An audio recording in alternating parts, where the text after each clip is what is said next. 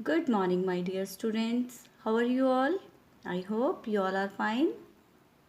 Okay, students, what's going on? Are you enjoying online classes? Some students. Some students are missing the school, and I also missing my students. Yes, I really miss you. Don't worry, today I am going to make your day very interesting by reading this chapter. This chapter is very interesting. So, listen to me very carefully. Today we are going to read chapter number 2, The Lark's Nest. What is the name of the chapter? The Lark's Nest. R is silent. We will read this word larks. Lark's nest. Lark is a bird. You can see here. This is a bird. Its name is lark. Okay. So today we are going to read the chapter The Lark's Nest, and this is the lark's nest. Everybody knows na what is nest? House of a bird. Okay, now before moving to the chapter, we will do activity. Let's get going. What do you do under each of these circumstances? Tick the option that describes what you would do most of the time.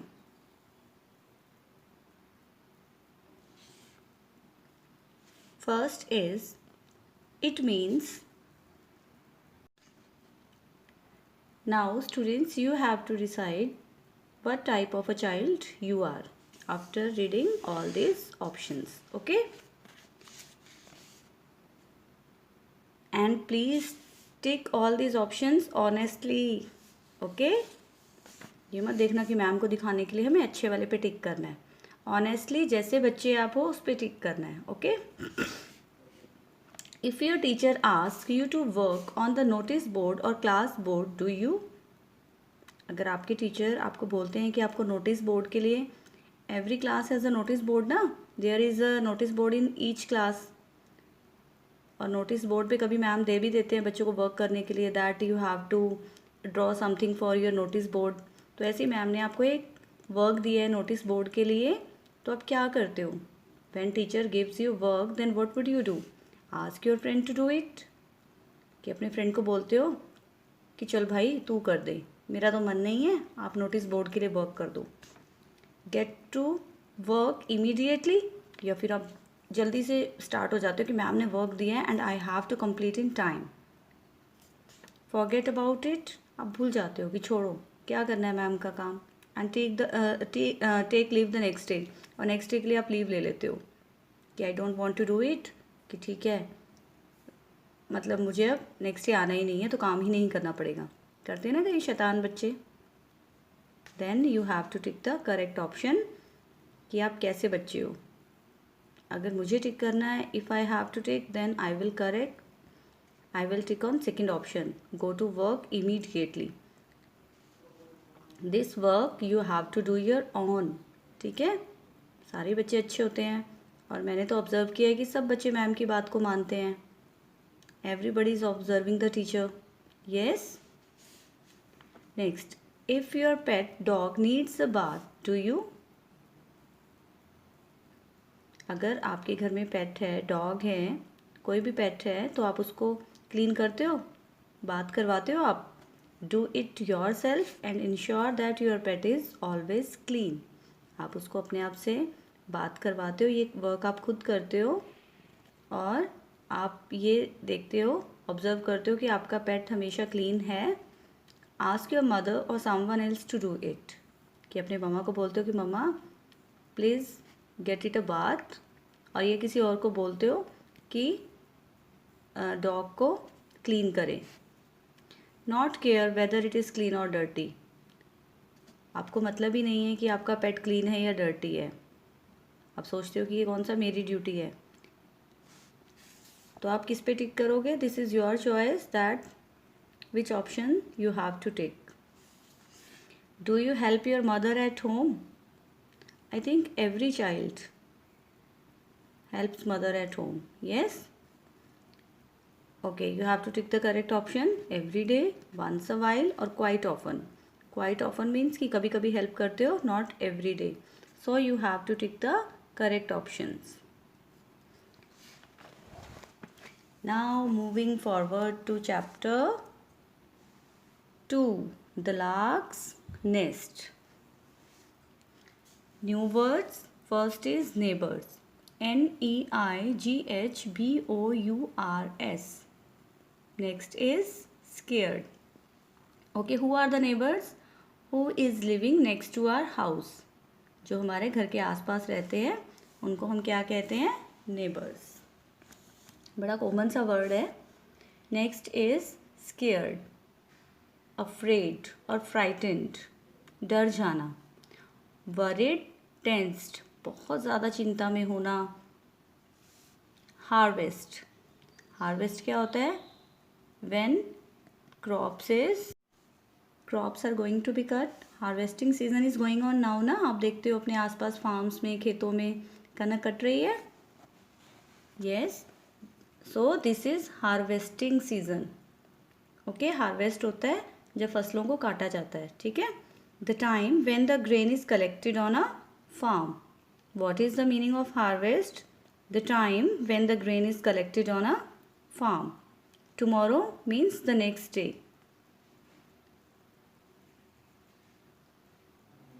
The day after tomorrow means the next day. Okay. Relatives. Relatives सबको पता है, हमारे uncle हैं, aunt हैं, बुआ जी, मामी जी, मामा जी, ताई जी, चाची जी. All are relatives. Okay. Next is barn. Barn is a place where grains are collected. जहाँ पे अनाज को स्टोर करके रखा जाता है, दैट प्लेस इज कॉल्ड बार्न.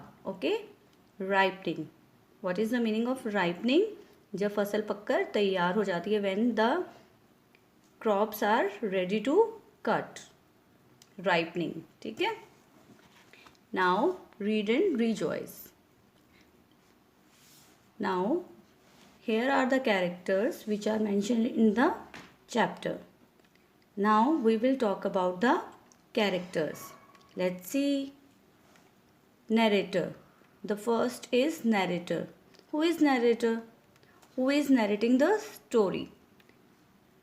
Like, a lark had a nest in a wheat field. अब ये narrator explain कर रहा है इस चीज़ को. These are the character like mother lark, farmer, Ram, Raghu, mother lark, baby lark 1, baby lark 2. All these are character.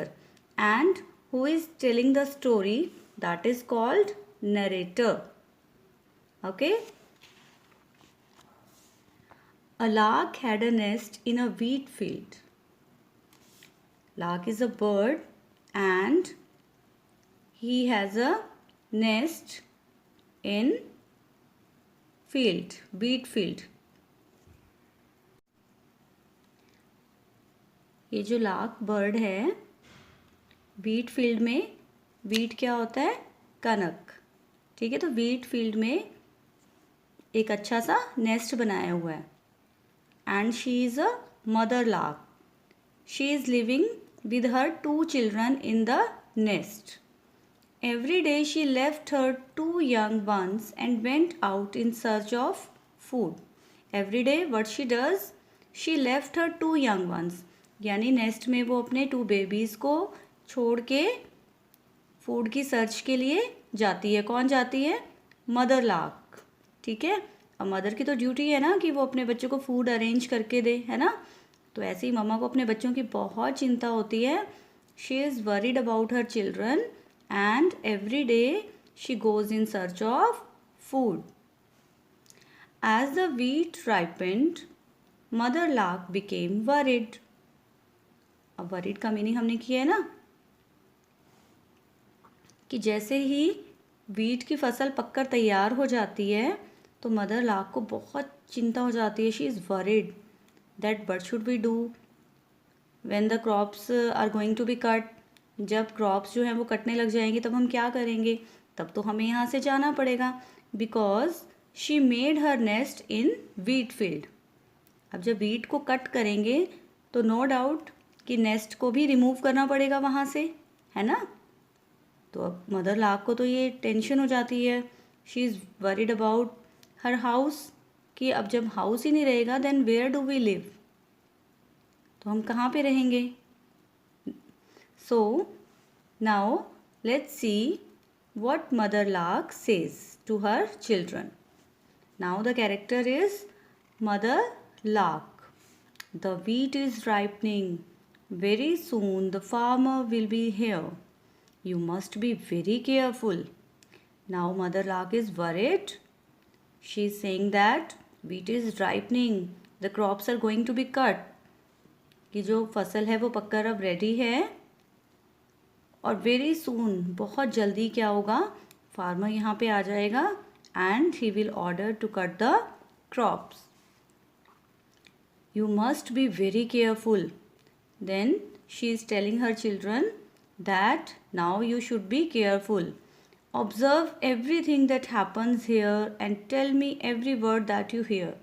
Now, Mother Lark gives duty to her children that every day you have to observe each and everything that will happen in farms. Who will come, what will they say, कि कौन यहाँ पे आ रहा है और वो क्या बातें कर रहे हैं, और आपको मुझे हर एक वर्ड बताना है कि जब फार्मर यहाँ पे आएगा what he will say to his children, क्या बातें हो रही हैं, कब फसल कटनी शुरू हो जाएगी, because we have to arrange our house.